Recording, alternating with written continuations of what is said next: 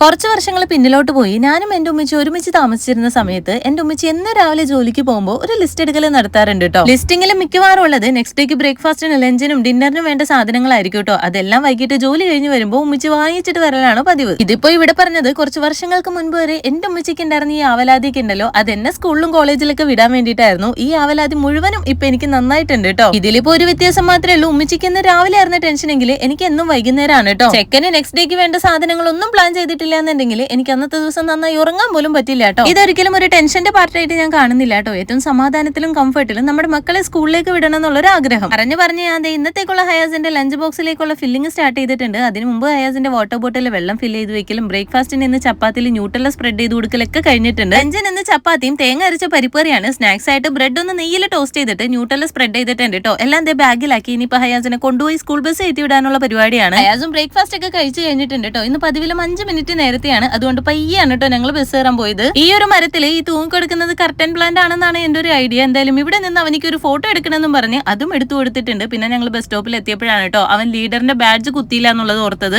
ഇത് മിസ്സായി പോവാതിരിക്കാനായിട്ട് എന്നും വൈകിട്ട് വന്നാൽ ബാഗിൽ തന്നെയാണ് കേട്ടോ സൂക്ഷിക്കാറുള്ളത്. അപ്പൊ അതൊക്കെ എടുത്തു കൊടുത്തു. ചെക്കൻ അതൊക്കെ കുത്തിയിട്ടുണ്ട് കേട്ടോ. അങ്ങനെ ഇന്ന് ഭയങ്കര സമാധാനത്തോടു കൂടി ഭയങ്കര പ്രൗഡ് ഫീലോട് കൂടി ഹയാസിനെ ബസ് ഏറ്റി വിടാണ്. നമുക്ക് അടുത്ത വീഡിയോ കാണാവേ.